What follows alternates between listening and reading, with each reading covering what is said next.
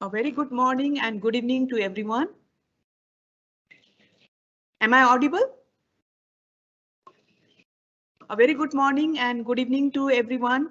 On behalf of Sikkim Manipal College of Physiotherapy, I, Professor Nikita Joshi Sonowal, take this opportunity to welcome our guest speaker and participants to today's webinar on an extremely relevant topic for being clinical practitioner in different fields as patient education, a clinical tool for improvement.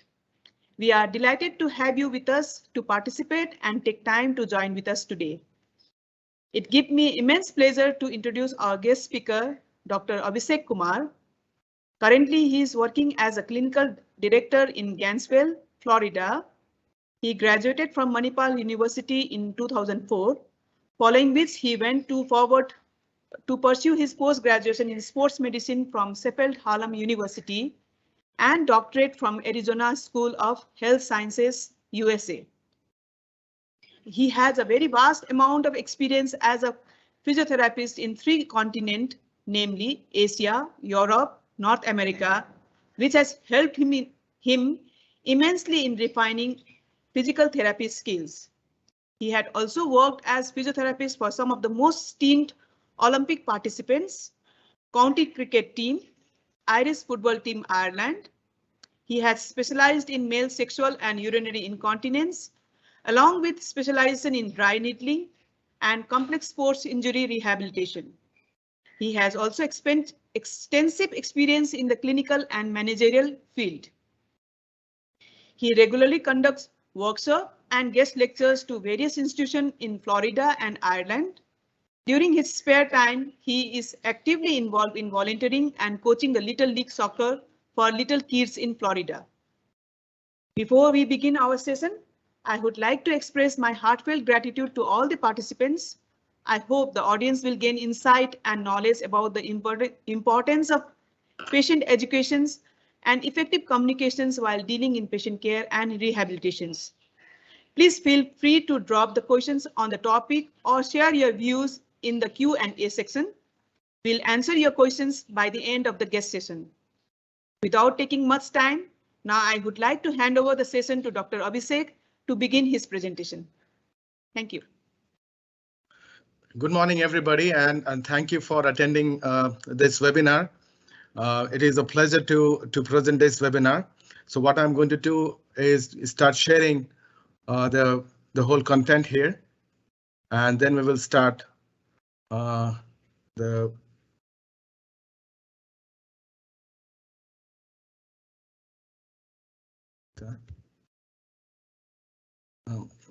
PowerPoint.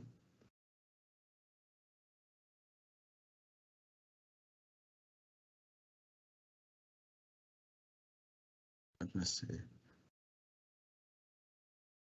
Looking for PowerPoint, Smith. It's in the window, right? You can upload in share section.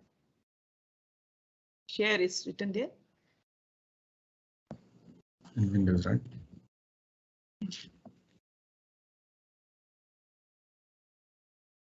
Cancel the PowerPoint.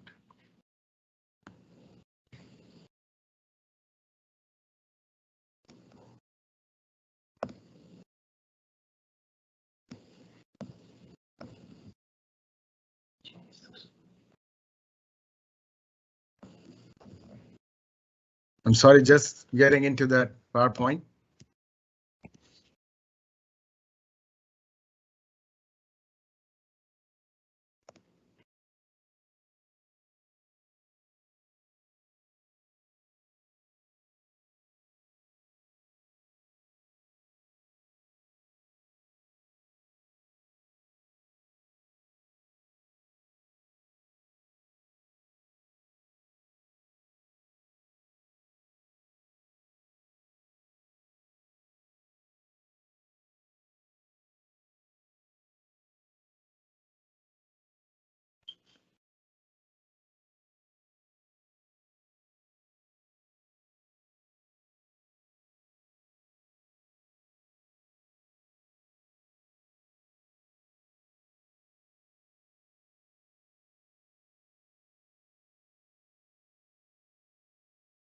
Abhishek, is there any issue? Can I help you? No, I'm just almost. Yeah, can you now?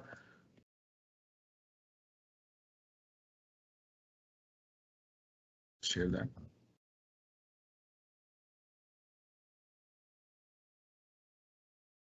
Yeah, so now I think.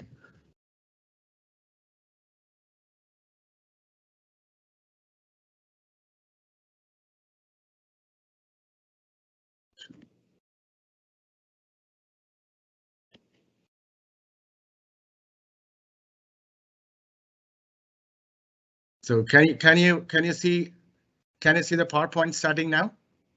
Yes, we can see your slide. You can continue. Yes, I'm sorry, guys. So let's start with that. So I wanted to thank you, Miss Nikita ma'am, to give us such a kind introduction. From me, probably the experience has the whole part of my life. Treating so many patients around the world in different settings, working in the hospital settings, working in in the outpatient, working in sports injuries clinics. And now at the moment, I'm working in a geriatrics mostly. And actually speaking as a clinical director, I teach a lot of other students. And one thing I found always that patients' education is a lagging thing all the time. No, we spend a lot of time in treating patients clinically, but educating patient is one of the most important part of the patient treatment. I feel is in today's world. Patients are very, informative these days. They Google all the time. They talk to other people before even they come to you. So they have a great information. We think they don't know things, but in reality, they are very knowledgeable and they want the best treatment for their, whatever the problem they have. So today's presentation on patient education and clinical tools for the improvement, actually, I feel it is a necessary. It is not a choice. We think sometimes, okay, if you don't do that, is okay. But for me, actually, as a clinician in any part of the, practice we do, rehabilitation, medical field, nursing, any other paramedics, I will say the patient education is absolutely a necessity. And in saying that one, I will always been very fascinated about the patient education personally, and involved in so many patient education during my different practice. I found that we as a rehabilitation professional, we are well suited for this particular part of patient education. We have to do it. This is what we, really been suited for. And I found that it has immensely enhanced the outcome throughout. I found every time I did the patient education properly, the outcome was absolutely different than as when we didn't do that. So that's fascinated me. And, we really make such a difference in patients' life throughout their toughest time of their life. So let's go with it and let's start with the first thing. So as I said, I'm from Gainesville, as Nikita ma'am was telling. Gainesville is a north central Florida of part of the USA. And one of the best thing is of this part is that if you find a water in Gainesville, it is almost sure that there is an alligator over there. It doesn't matter. So anybody who comes from outside, and one thing is for sure, look for the gators. We call them Gatorland. And this is where the University of Florida exists, which is one of the premier institute in the United States. So the first thing I wanted to start with is, what is a patient experience? What is its definition? We talk about it all the time. So a Beryl Institute, this is an organization in the United States. Actually, this is an institute which actually researches into the patient experience and what factor contributes to it. So a very important part they play, and what they do is they recommend all those institutions around the United States, what they have found and how they can improve that. So they define the patient experience as the sum of all interactions. It is not one or two interactions. It is actually a sum of all interactions shaped by an organizational culture that influence patient perception across the continuum of care. So you can see that the patient experience is the whole experience, including their first they enter the hospital, first they enter the clinics. That's where it starts from, and till they get out with all those information they have, does the whole sum of interactions define the patient experience. So this is a very, very good, definition. I found it and very fascinating if you really get deep into it. Another, a part of definition I found is another Press Ganey. He's a chief medical officer of, the Press Ganey, the institution here. His name is Thomas Lee, and he's an amazing, medical doctor, and his definition fascinates me more than enough. That patient experience, he defined, you can see that it is a long definition, but he says that it is actually how patient feels. It is how the patient has the peace of mind. That's what defines their experience. It's not about, just, where they have the parking or not. It is close to the hospital. How much is the waiting time? It is about how they feel. It is about, is everybody is involved in his care? There is the teamwork? That drives the patient's likelihood to recommend anybody. In this whole world of competition, even in the healthcare, we have a competition, and frankly speaking, the competition is all how the patient feel. Do we have a good communication with them? Communication plays such an important role. What we do with our patient, and not the last but the least, I will say the empathy, which I will be probably talking a little bit more about empathy, which I feel strongly about it. So empathy is it real? Are we really involved with the patient's feeling and treating them appropriately rather than just doing our job? So empathy plays a very important role in patient experience. So I will put some more light into the patient's empathy, our empathy towards patients later in the talk. Coming to, I want to, throw a question that why do we care? Why do we care about the patient so much? We just come, treat the problem, and just, okay, it's fine. For me, the first thing is, it is actually the right thing to do. We are in the profession of medical field. The first thing I always say, let's do the right thing. We all always say, let's not do no harm. If you cannot do any good, let's do no harm. So the right thing to do is the first thing for me.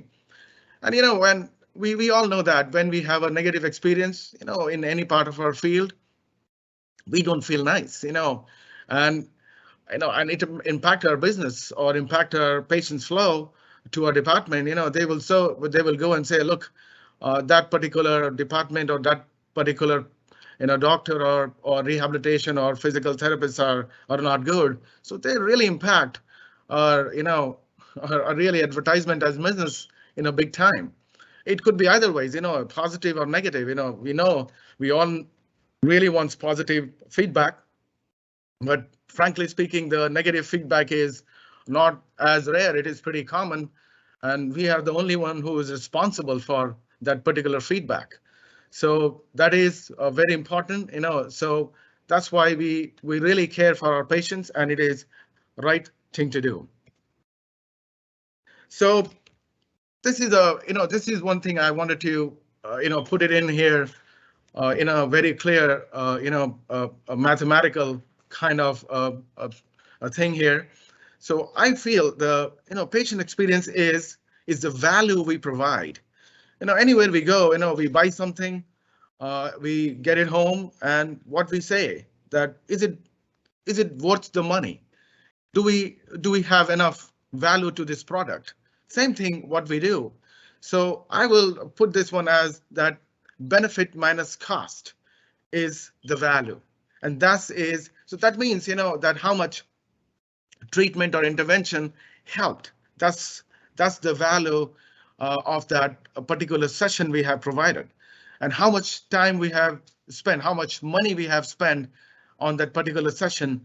and that is equivalent to the perceived value. So that is, is what, in my opinion, is what is the patient experience is.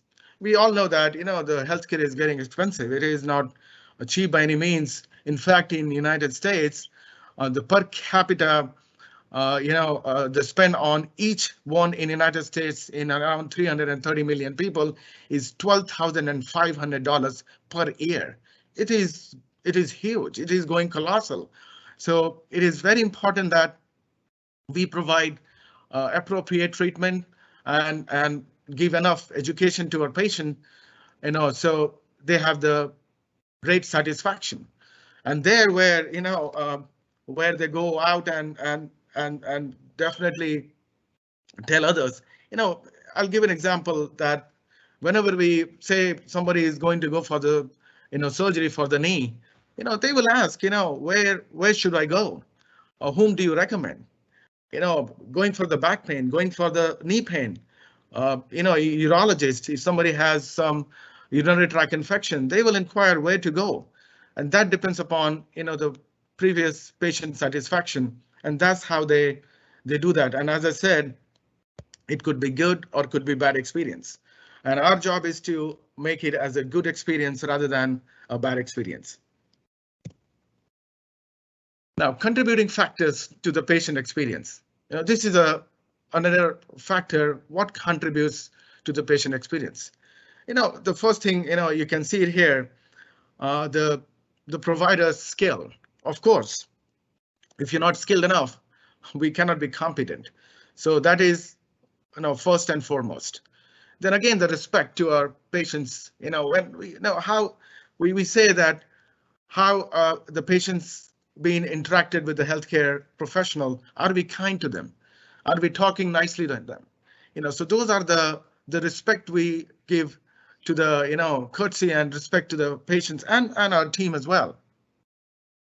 Another thing is, which is very important, is how much we involve patient in our care. Patient is a part of the treatment plan, and I think that is the most important part of our treatment plan. So if we don't involve our patient, the outcome is not going to be the way we want. So that is another very important part of our, patient experience.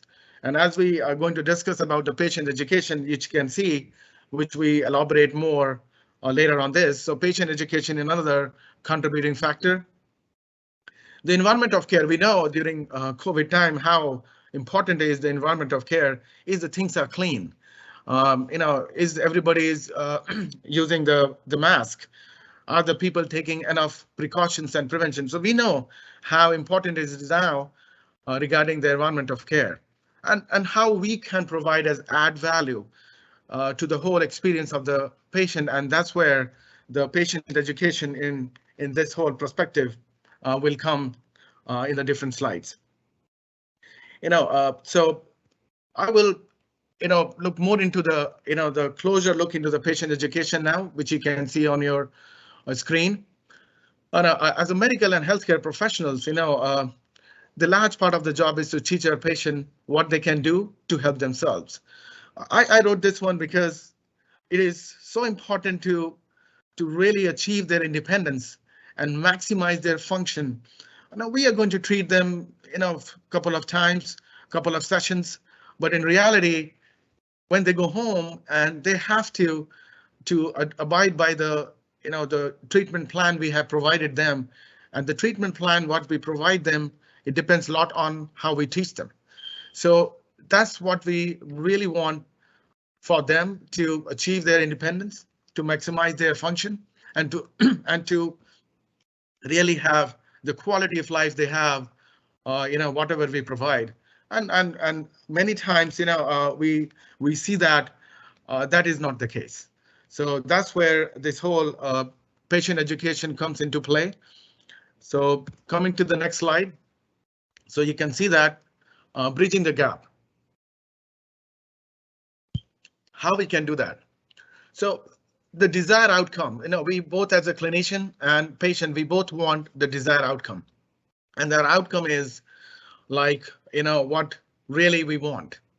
And it's a teamwork between us and our patient. So what we do is like we teach them, and then the first thing what we do is we adhere to our plan. So that is our skill set, and it's tricky sometimes. I understand that it's not easy to really bridge the gap. Patient participation and motivation, hugely important. If we cannot motivate a patient to do what they have to do, it is not going to be very beneficial. I'll give an example today. I have a patient, 96-year-old. It's amazing. Here in United States, you see a lot of those 90-plus-year-old. She, at this part of her age, she is not very keen on doing anything. So she had a fall, and she has a humerus fracture, and it cannot be operated. She has a congestive heart failure. She has, she's a very unstable diabetic. She's part of cognitive disorder. She has some dementia. So the team decided that we are not going to do operate on this patient, and she has another issues with the osteoporotic and all. So she was ambulatory, she can walk, but at this fracture, she was using walker, so she cannot actually do anything. So she has no motivation at all, So with the teamwork we went, actually she could not even come to the our outpatient. So we went as a team to their home. We have that facility to do the home health, and we really get into the really skill set and communication to teach her, look, this is a temporary part of it.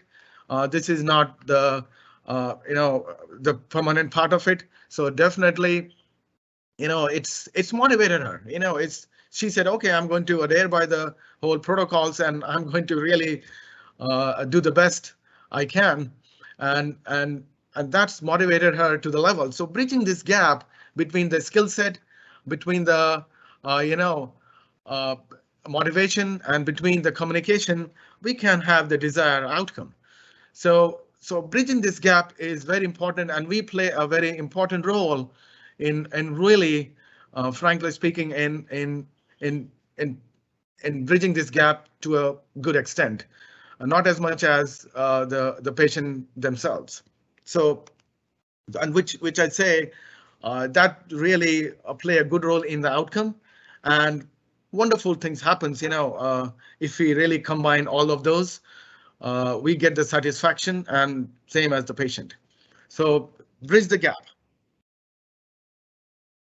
So patient wants information. So we sometimes think that patients are, they don't want information, just treat me and let me go. But really, we as a medical healthcare professional, in fact, we have been seen as the best perceived, part of our society who had a technical knowledge in answering any health related questions, and treatment and protocols. So actually, patient need information from us, and that's the one of the thing the Shub and Angelo K in their research work, they found that we are the best suited for that particular responsibility, and definitely we should adhere to that particular thing, and do the patient education to the best of our ability. So this is WHO World Health Organization study. It is fascinating to see, and if you can really see it, and this is a recent research work. They found around the world that on the first line, I put it down as a part of it is that 50% of the people with a chronic illness adhere to their prescribed long-term treatment, and 50% who do not carry out the instructions, they're in the poorer health. Actually speaking, they are the one who complains the most. They're the one who really unsatisfied with the healthcare system, and actually, on the contrary, they cost the healthcare system actually more money. So you can imagine, education parts a very important role in their adherence to their prescribed protocols and their treatment. And that is a huge thing around the world now, that we have to lower the cost of healthcare system, which is going really in a bad direction. And many people in the United States, 30 million people in the United States, you'll be shocked to hear this, that don't have any health insurance. And here in the United States, you cannot have health insurance without, health care without health insurance. It's very costly. And 30 million, which is 1/4 of the total population of the United States. 113 million, which do have the health care, they struggle to pay them because the cost of the premium is skyrocketing and we cannot afford in future. So we are best suited to really minimize that dissatisfaction of our patients and minimize the cost involvement. Ultimately, is boils to our own ability. So you can see that healthcare provider, we should take the ownership in educating the patients and people. We always said that he didn't teach us, they should have done that. We always pass the bucks to others, but we all should take that really ownership in educating the people and help them understand the implications and throughout the prescribed treatment.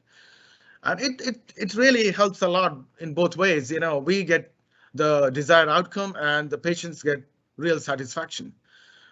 How other things we can do is, we can, really discuss the adherence with the patients, plan the follow-up. We did the plan of care. You did the short-term plan of care. We did the long-term plan of care. But we are here to really follow up the plan of care, that is the patients are really adherence to their plan. And that puts a lot of trust in our health system, and the patients start trusting us more. So, and a huge thing in follow up with the patient plan. Repeat the education. It's not a problem at all. Not everybody is going to learn from one-time education. Never is going to happen like that. Even we don't do that. So how we can expect the patients to understand and follow the plan in one. So repeat as much as you time plans you and permits you. Discuss the regimen, as I said. Ask their feedback. You can say, did you understand this? Do you want me to really repeat any particular protocols we are planning for you? So ask the feedback. It is never a problem in doing that, and patients are very satisfied, really with those kind of interaction between the clinician and the patient. Health literacy, I will say health probably illiteracy. This is I found from CDC. CDC is a Center of Disease and Prevention in United States. You might have heard a lot about CDC during the COVID time.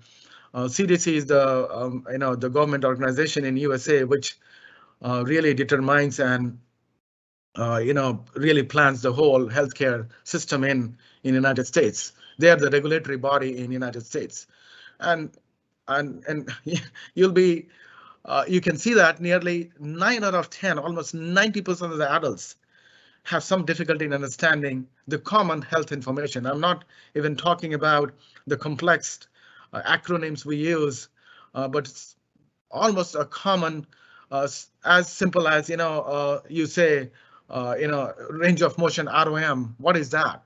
So 9 out of 10 adults have a difficulty in health information, and this is a recent data. And I just put in the perspective of India and United States in their ranking, the average schooling ranking, ranking in adults. United States in 12 years, I'm talking about, United States actually ranked the first. And even with that, 9 out of 10 adults, they don't have much understanding or have a difficulty in understanding the health information. And that's why the reason I put it in, that here where the patient education plays a vital role in really understanding them, the whole treatment protocol. And India, you can see the average years for the Indians are around 511, and I'm sure it is improving. on a lightning rate, and it's ranked around 65 at the moment. This is the United Nations Statistics Division, from where I got this particular statistics. So you can see, in the first rank and 65 fifth rank. In the first rank, we still have such a health illiteracy. So you can imagine the other countries which doesn't rank so well in in the schooling of the adults. And patient education, doesn't always mean that patient has patient learning. What does it mean? We can give them handouts. Okay, there you go, and you can do these exercises. You can follow this, diabetic protocol, or we give them handouts. It's not equals patient learning. Patient education, where we fill that gap, and that is so important in providing and filling that gap, which we talked about earlier. And I found that fascinating that I have educating patients on. Recently we are doing research work on Vertiflex, which we the surgeon put that particular implant between the spinous process of the vertebrae, and what happened that we increased the the exit foramina, the space using that implant. And then I use the gait technique and gait assessment pre and post, kind of this particular procedure.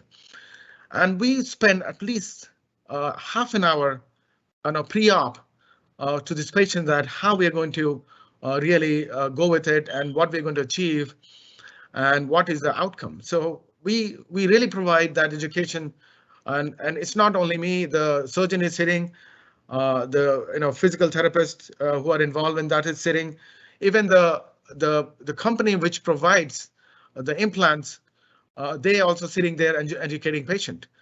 It is amazing how it works so well in our outcome. So it is very important in that perspective, that it's not giving them handouts and let them understand whatever they can. So that's what it means, that patient education does not mean just handing out those things.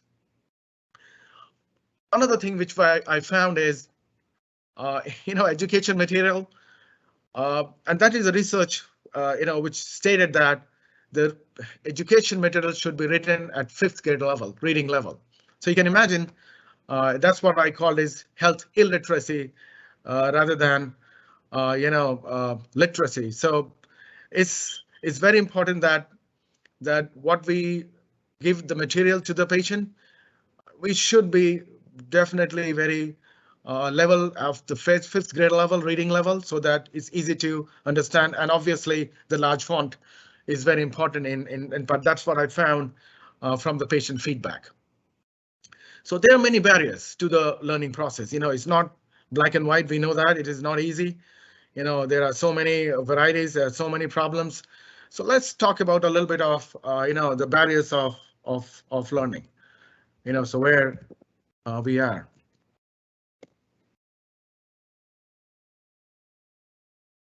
I can change that.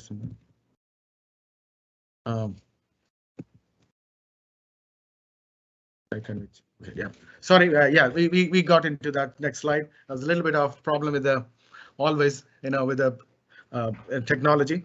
So barrier to the patient learning. And I have listed this a lot of thing here, and you can see that there are so many barriers. If you really see that how many times we see these patients coming with these a problem, pain, fatigue, anger, language problem, hearing issues, vision. There's a lot of those we see all the time. Cognitive impairment. They're taking a lot of medications. Confusion. So it's so important that we have to really look into those factors. And out of those whole, I mentioned here the ineffective teaching that comes to us. Really we have to own this particular, part of a barrier, which we play a very important role. And that way comes the ineffective teaching, which we are responsible for that. Other part of it, we may not be directly responsible, but yes, ineffective teaching is very important part of our role, and that's where we fill the gap. And that's what is all about the patient education. So what does patient education look like? So you can really see that whole, the circle here, so the first and the most important, I will say, it should be clear and easy to understand. As I said to earlier, that 9 out of 10 patients doesn't even have understanding of, health related, and different acronyms and all those we use. So clear and easy to understand is such an important part. It looks very easy to read, but actually it is most critical part of patient education. The second thing is, I will say, the interactive education, always preferred over a written handout. Always. I have found out throughout my 18 years experience that whenever there is a handout, it was never worked out that well. The interactive education between the clinician and the patient plays an amazing, important role in educating patient. So definitely that is such an important part of, the patient education. The another thing which I found, which was very important, was repetitions. So the more we repeat during our follow-up, the better sink into their mind, and the adherence to that patient education becomes even more better. So, repetitive part of it is again important when we follow up. And and the recommendation I'll put another few recommendation is, use variety of teaching, written, verbal, demonstrations. Not everybody always have the same way of learning. Some learn through visual, some learn through written, some learn through different diagrams. So there are different ways of really teaching patient. So use those different techniques and understand what is the best way your patient is going to learn. And it's not easy, to understand that, but when we interact with the patient more, it becomes more easier and more efficient. So what are the benefits of patient education? And put in the four, part of here. So the first one is, it improves the clinical outcome. You can see that that's pretty much clear and straightforward. Another thing is, it's the patient is less dependent on healthcare professionals. So they're not always depending upon us to really tell them what to do, what not to do. So that are the huge benefits. So when they're going home, when they are adhering to their protocols, they are definitely doing the self-management and definitely having a greater patient satisfaction. And the first thing, in the first part of it, you can see that it always improves the adherence to the treatment plan. So we have to follow the plan, and asking our patients to really keep the plan intact. And that's what, benefits everybody from the clinician to the patient. And that's what we are, and that's how we manage our patients. They manage their conditions and they help themselves across their lifespan. Any problem, health problem is very daunting to anybody in the society. It affects physically, mentally, socially, financially. So it is important that they do have that self-management, tools what we can provide to them. Now, how to overcome barrier? So we all know about, we complain about, okay, we cannot do this, we cannot do that, but there are a lot of ways of overcoming the barriers, and I've listed a couple of them. We think that patient has the same experience as we do. I think that is not the case most of the time. The way we perceive things and the way the patient perceives things is completely different, and many times it shocks me. And I found that the reviewing the chart of the patients are one of the very important way of overcoming the barriers. The second part we do is listen. We are here to listen to our patients, and many times we do, and I'm not saying that we don't do it, but many times we don't.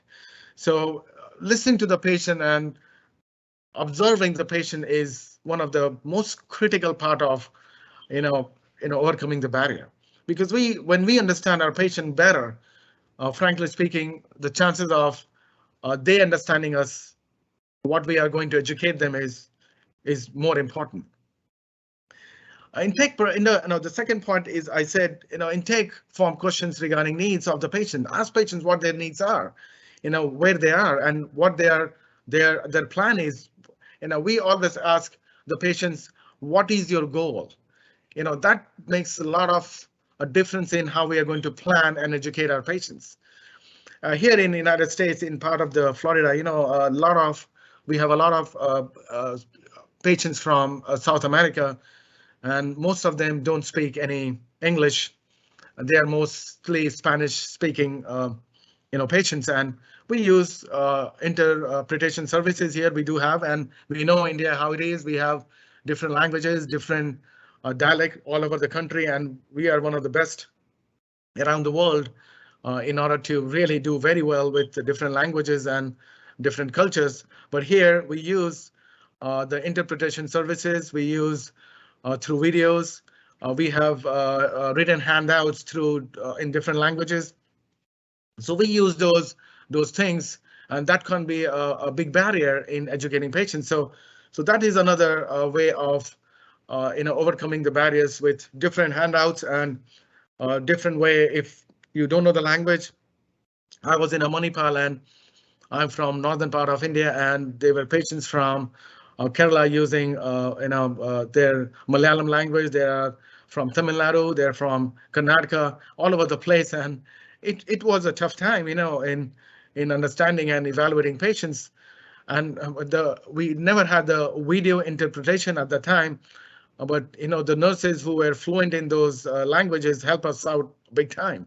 So definitely, interpretation services are very, very effective here in Florida. Improving teaching methods, to be more effective. We can change the style, with different patients. As we, the previous slide, we talked about that everybody has a different way of, educating and learning.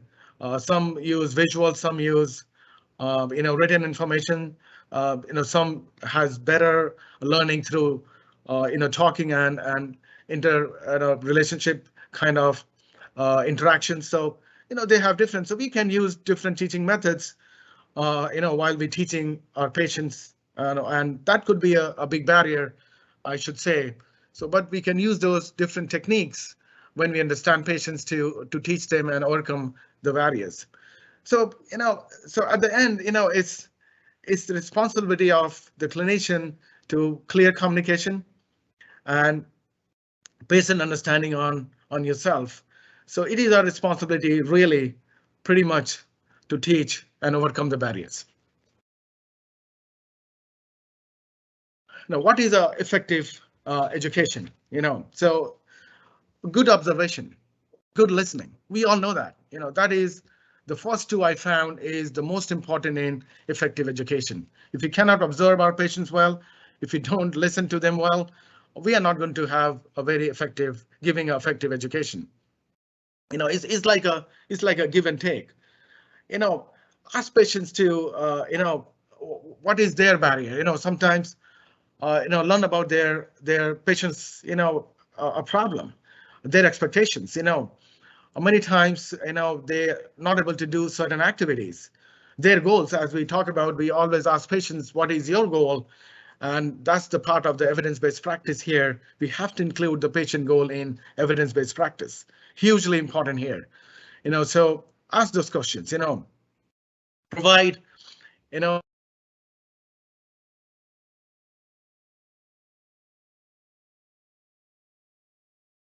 doing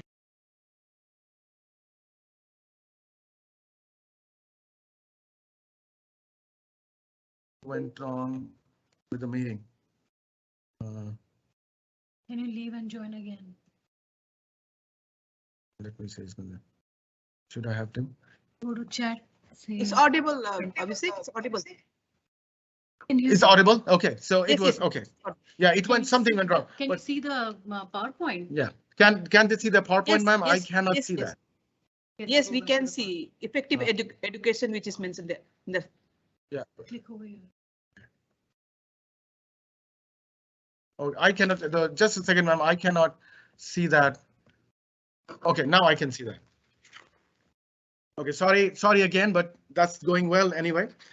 So effective education, we were talking about, that and ask patients how they're doing their homework. Are they doing their exercises? Are they taking the medication on time? Are they taking the medication correctly? So we, here we reconcile all the medications here with every patient at almost every particular session. It takes a bit of time, but it's so important here in the United States because we are in a cascade of prescribing medications, and over prescribed medications is huge in the United States. So we use those tools all those time, to ask the patient, are you taking medication on time? Are you really adhering to those particular medications? Even the physical therapist here, we have to do that. And of course, the doctors and other pharmacists plays a and the nurses here also play a very important role in treating the medications.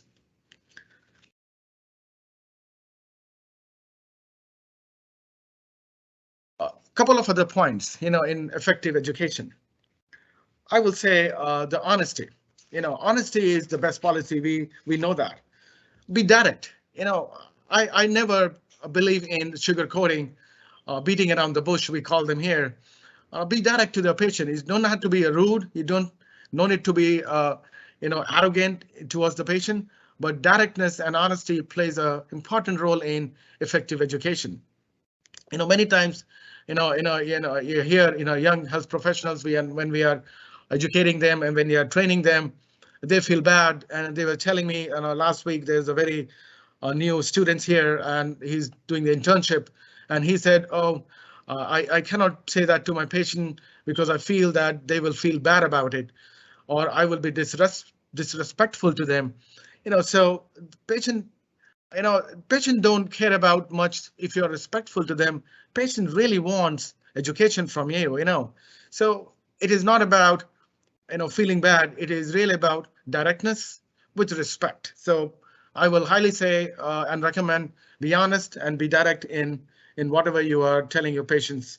So that is and these are the research work, research being done on this particular 3-part: honesty, directness, and avoid sugarcoating. And hugely, from the Beryl Institute, they recommend hugely on this 3 different ways of effective education. Continuing the effective education, I will say, providing timeline expectation. We educate patients. I give an example, especially with the physical therapy here, that any kind of protocols we have, we should say, tell patients that we have a passive range of motion for 3 weeks.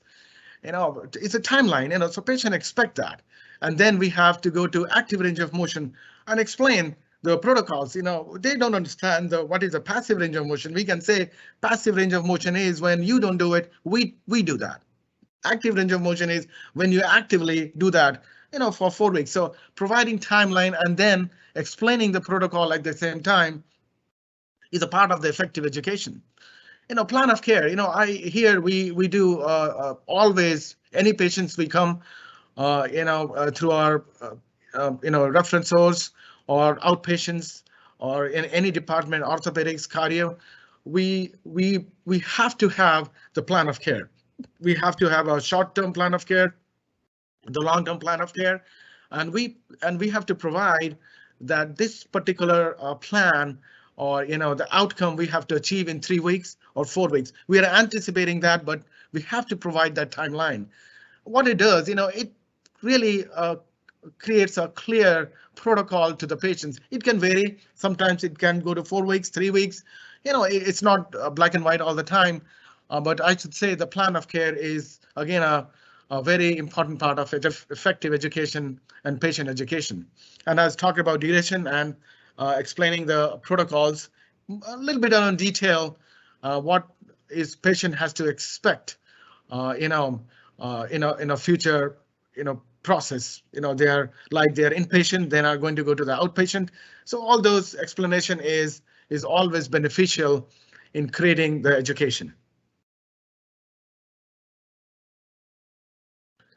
So prepare patients for what to expect. That's what we was talking about. Patients undergoing surgery, they are very anxious. They are very in a different set of mindset. They are not thinking right. So prepare them for pre and post op many times makes the life easy for them and the clinician as well. Here, as I was telling you, we were doing a research work and we are doing the implant on the patient's spinous process to treat spinal stenosis.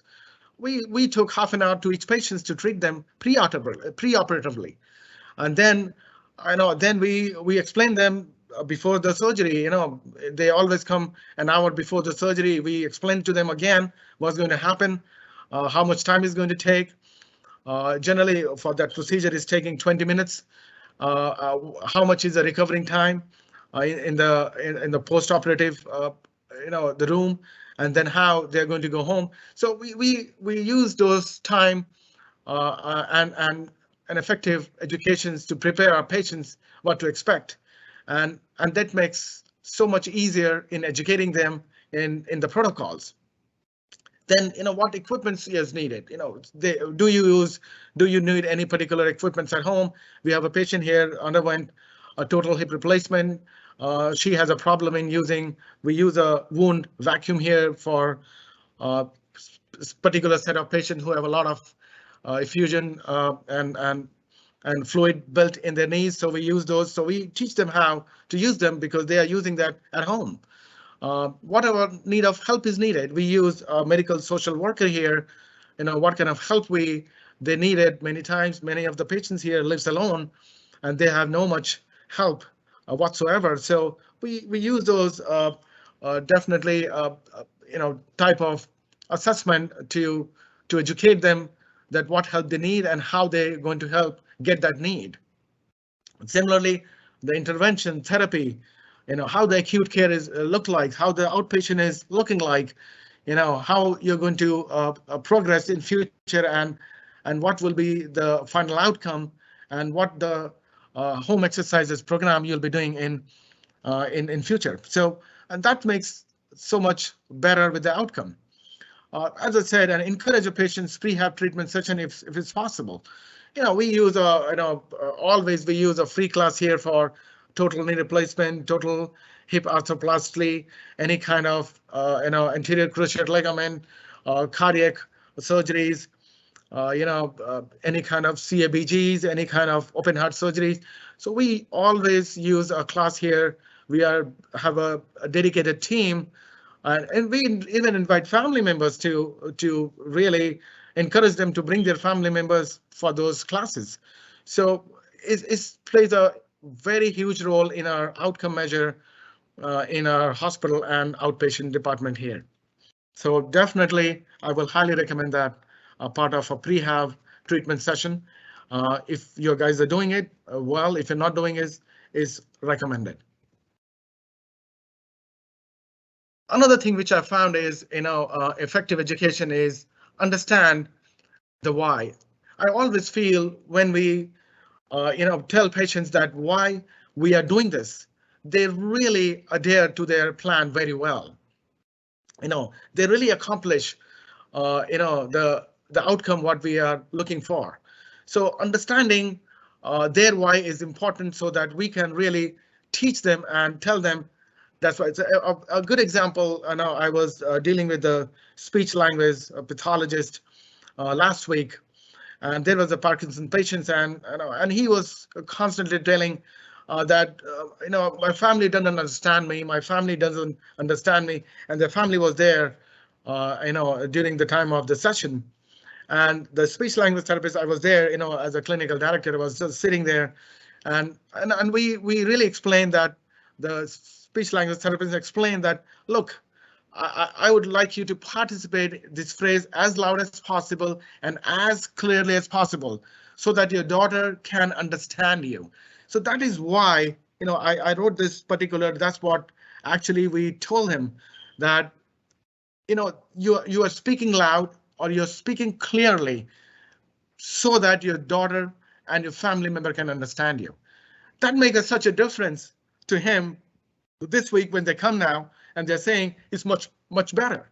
So it's amazing how that simple, effective education really changed the whole perspective of a treatment and the goal we want to achieve with these particular patients.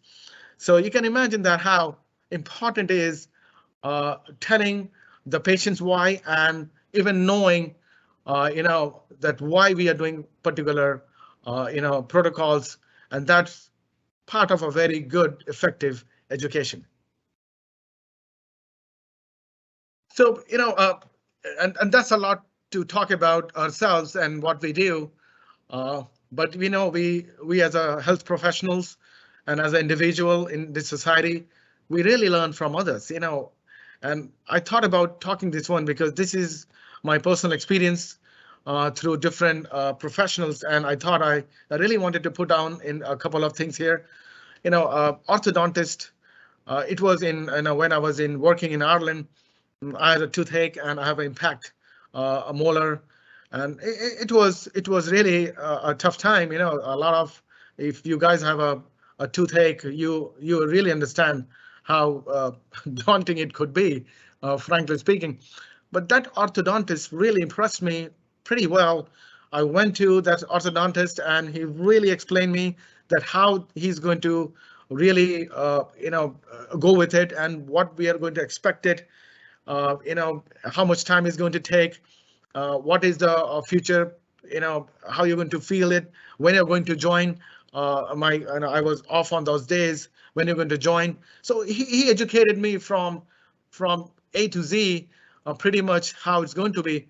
So, we learn a lot from, other colleagues as well. So, that's what they do, and they are fascinating in educating. I found the pharmacist in the United States and so in India has a huge role. And here the pharmacist plays a very important role. We have a pharmacist in our department, in a hospital setup, even outpatient setup, beside our outpatient clinic here in rehab center. And the pharmacist plays an extremely important role here. They are the one who actually teaching patients the effect and side effect of all the medications. They are responsible for teaching the interaction between those different drugs here. So they are fascinating in teaching those interaction between the drugs and to the patients. Most of the patients are here, in rehab center is elderly, and they really need those education. I used to work in a hospital and in a transplant part of it, and I found that transplant coordinators here, it is important. There's a big hospital here, tertiary hospital. We do a lot of kidney transplant and lung transplant. Been one of those a great part of the whole Florida. Very few in Florida and in the southern part of United States. So transplant coordinators, he fascinated me. And again, the amount of education they provide to the patients who are so anxious. And this is in particular with the kidney transplantation. And one of the patients was so anxious, he couldn't decide what to do. And this transplant coordinators actually plays the most important role in smooth lining that kidney transplant, and that patient is doing very well at the moment. So it's important that how much we can learn from them. That patient education is so important. Same way, with the obstetrician and labor. When we have children in Ireland, we used to go to the prenatal classes. The first child, we always have some anxiety. We don't know. Even if we don't we need to learn from others. They were fascinating. They were fantastic in teaching us how it's going to be when you're going to come to the hospital, what do you expect, what is going to be the post, natal classes, all those things. So I learned a lot from, them at the same time. So, the common theme is, teaching the timeline, what to expect, what to do, and be specific on the instructions. It's don't be a global kind of, we call them global treatment or global instructions. Patient don't understand that. So I always say the specificity of the instructions are very important in teaching our patient, and that's what we can learn from others as well. Other those were the health professionals. We as an individual again learn from many others who are not health professionals. This is a picture. You can see that this is Bobo. This is our dog, and he's sitting just beside me here at home. Just on my feet, and he's one of those who's fascinated about wearing goggles. We take him for a walk, and he never take those goggles out. And in my children that put a necktie on him, and when we go out, everybody loves him. And one time he was pretty sick, and we know that dogs, they don't speak and they cannot tell what's wrong with them. We really depend upon our veterinarian to make us understand what's going on. They did all the testing, and they make us understand what you do, what you feed them, what you not feed them, how much time going to take, how do you, dogs are not easy to feed them because, it's not like humans. So, and they even instructed us how to do that. So, and that is made our life very easy, and he's fine now. He's fascinating. He's 4-year-old. It happened 2 years back. So that is the picture I put it in. You can see that. Same thing with the auto repair. We go with our car or with our bikes. We have no idea what's wrong with it. So we depend upon our mechanics a lot in really understanding, if they make us understand and explain in detail what is going on and what to expect. Home buying, home building is the same experience. It is a complex process, and we don't understand that. Legal advice, it's huge in the United States, and is getting definitely huge even in India as well.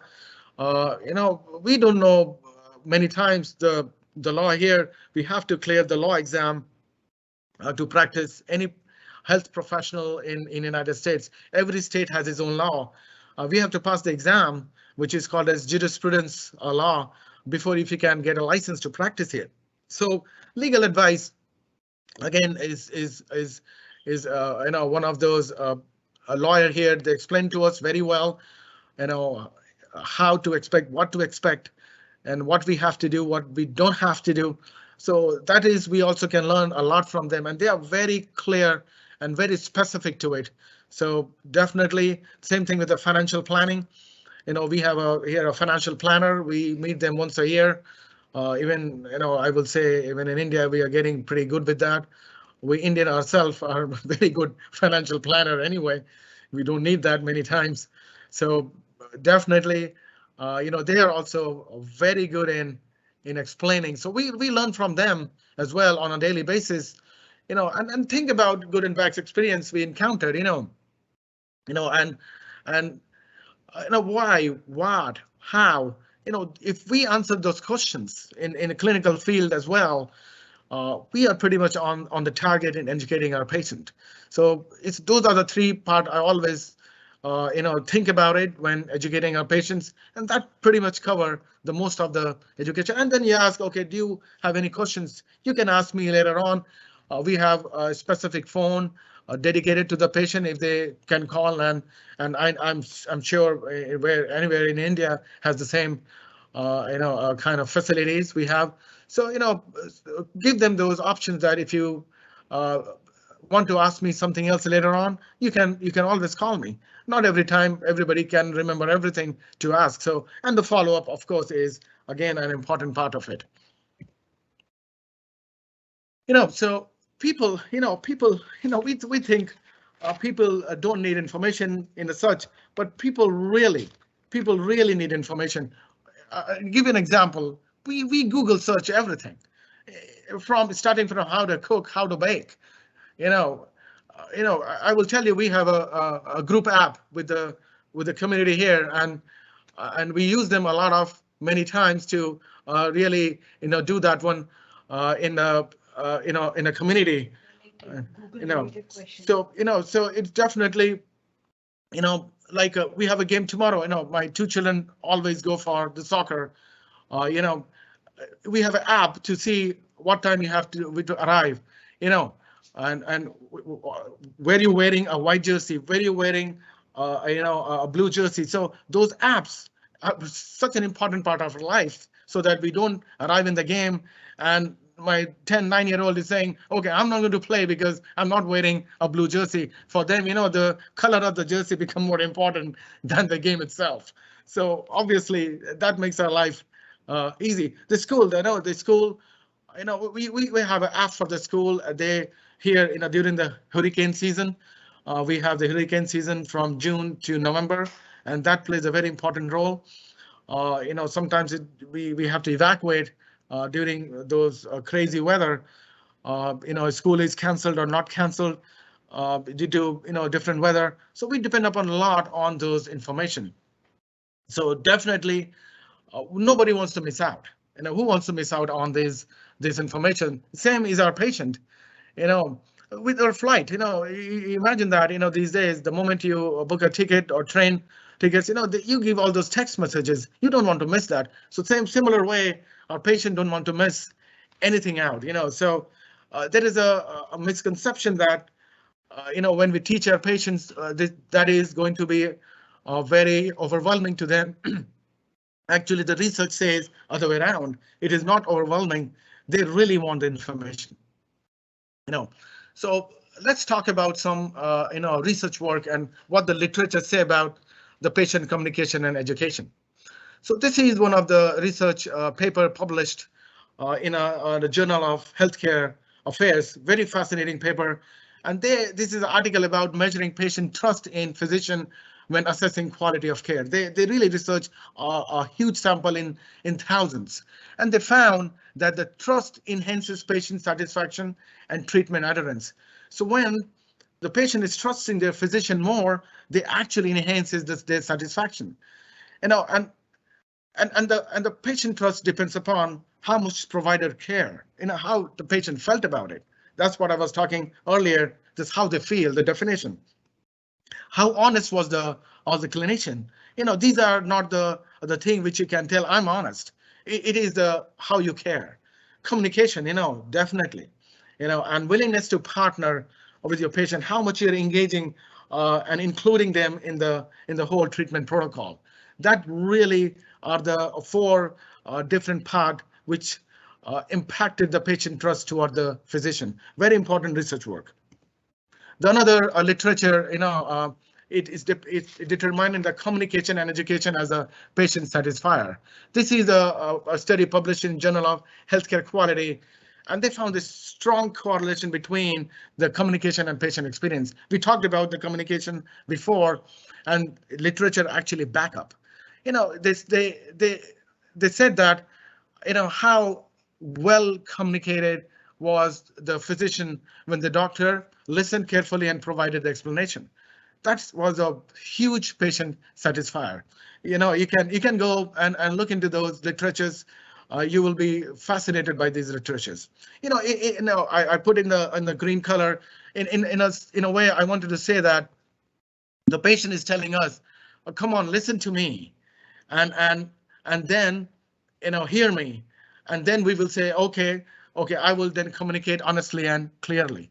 The another study published in Oncology in Nursing Forum, the effective between providers and patients communication as well, and the supportive care. This is in a hospital setup, and they found that of course the communication plays an important role in patient satisfaction. This is another literature which is a survey done in 6 countries, and they compared the performance in areas of healthcare experience and the patient engagement. And the points they found was the quality of doctor-patient communication. Again, boils down to the communication and of course the patient education. Obviously, access to the alternative sources of information and advice, how much advice we gave, how much provision of preventative care and advice we gave, a choice of the provider. These are the things they found were the important in the areas of healthcare experience. So engaging patients in their healthcare and encouraging patients to take the responsibilities are very important in ensuring the best ways to ensure the sustainability of the healthcare system.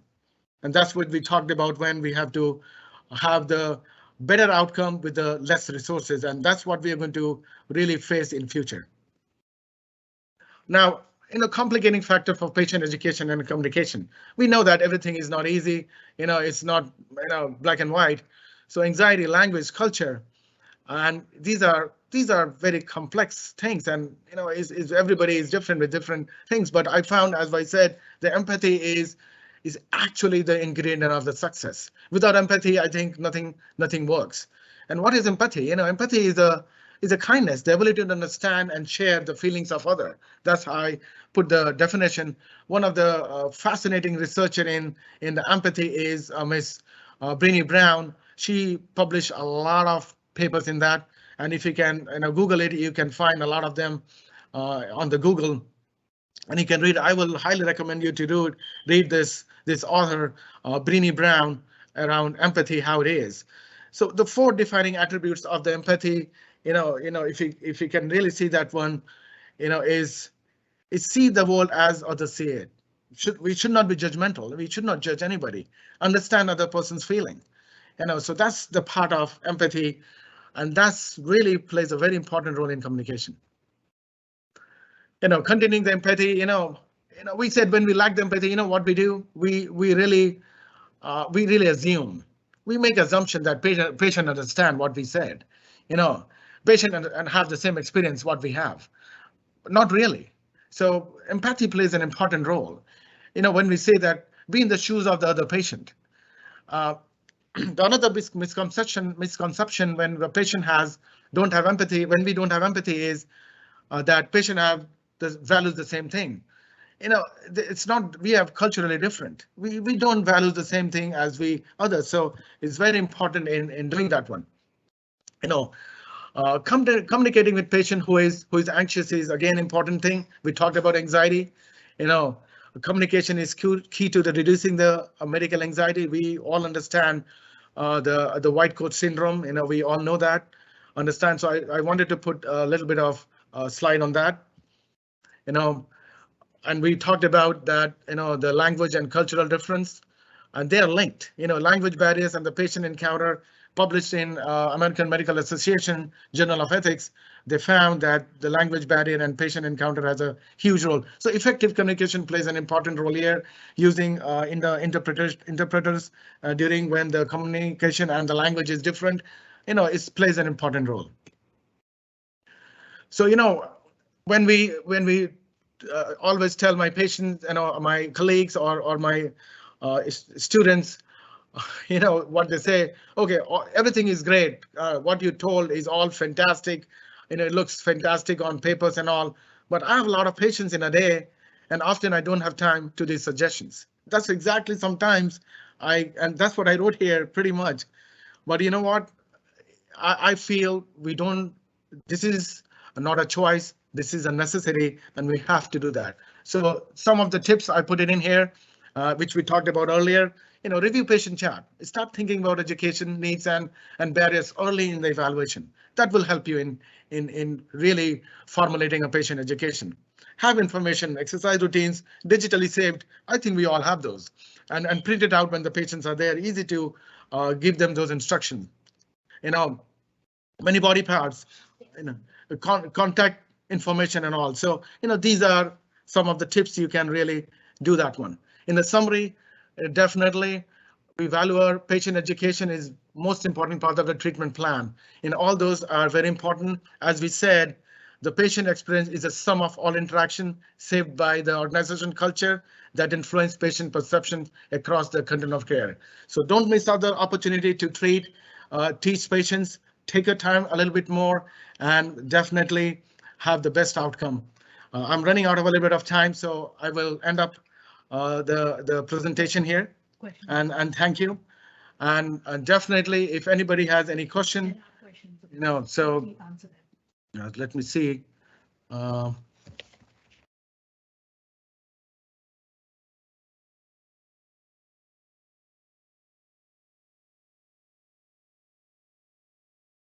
Thank you, Dr. Abhishek, for elaborate information.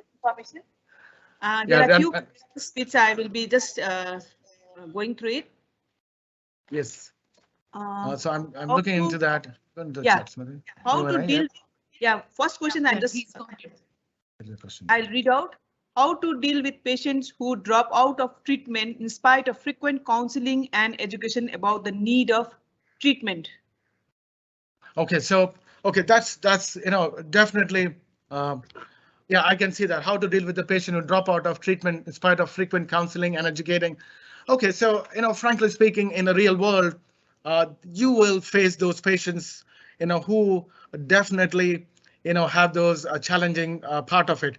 So I will say, I have those patients all the time, who I think, frankly speaking, this boils down to the early education.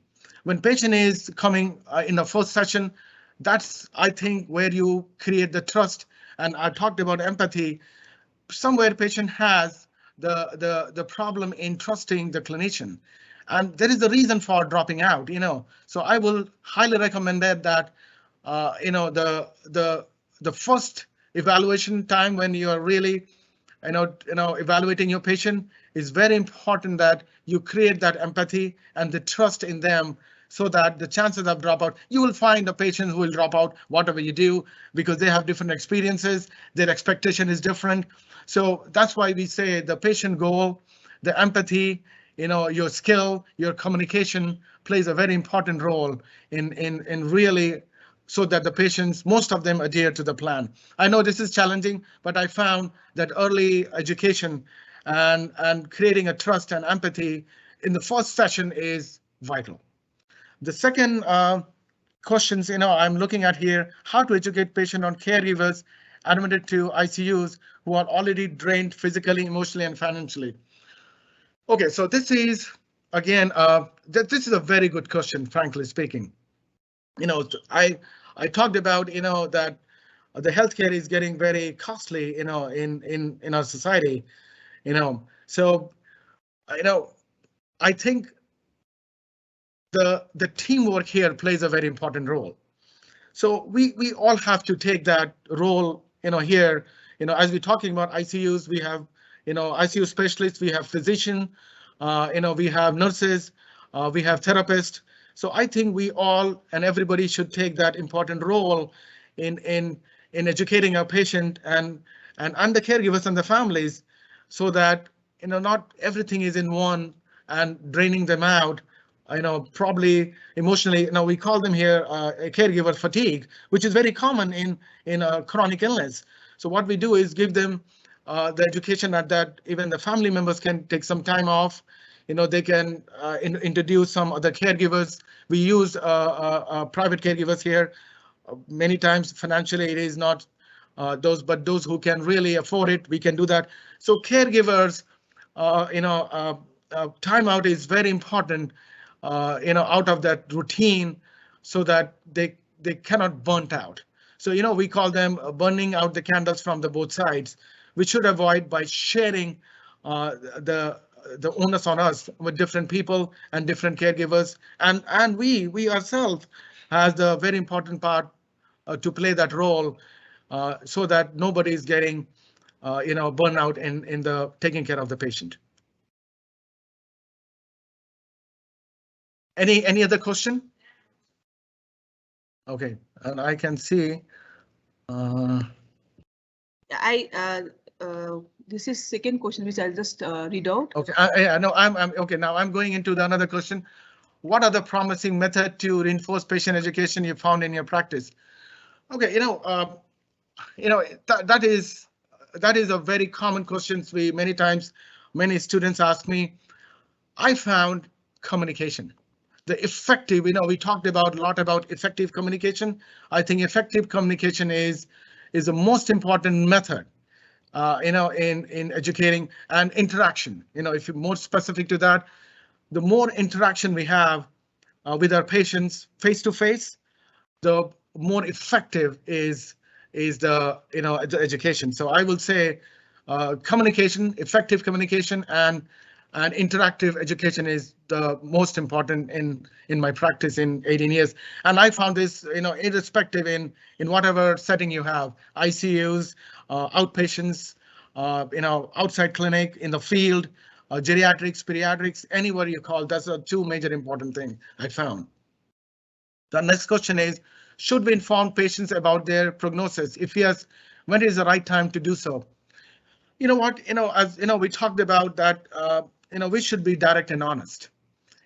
So what I will say, I'll give an example. We are dealing with a patient who has a brain tumor very recently, and another one is a acute leukemia.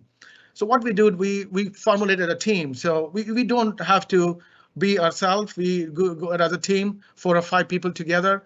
We call the patients and the family members, and we inform them very clearly and directly, and we give them some time. We pause and let them, sink in the information. It's not easy, and you talked about neurological conditions. One of the the debilitating neurological condition is the ALS, amyotrophic lateral sclerosis, which have no treatment at all. It is like a suicidal disease. So I think teaching our patient directly and honestly is very important. And the right time is there is no right time. I will say when the diagnosis is there, we should honestly do that, but we have to support it through our own colleagues and through their patients' families. I will recommend ask the patients to come with their families members, trusted family members, and that's how I'll deal with that. And we deal it on a daily basis. Another question is, how are dealing with kids who are addicted with mobile gaming and has created huge impact on postural dysfunction? Okay, wow, that is, even I'm dealing with the same thing, trust me. And during the time of COVID, I will say 1 year my patients were studying from home. Absolutely very difficult situation with that. And dealing with the kids, addicted with mobile, I will say, probably my wife would have given a better answer to this, but I've learned from her. I will say the one of the best thing I will tell you that stick to the protocols between the parents. You have to be on the same page, and we are not against that. I will say is a reward, and we call them a carrot and stick. If you do well, I will let you play these games for those minutes. If you don't, you will not be giving those mobile phones to do the gaming. So definitely communication between the parents, definitely, and staying on the protocols. I think it works for us. I was the one who was not on the same page, in honestly speaking, but I learned that it doesn't work. So definitely, Yep. Okay. Any another question? I will deal with it. Okay. So probably we are running out of the time. Here. So I would have loved to stay for another hour.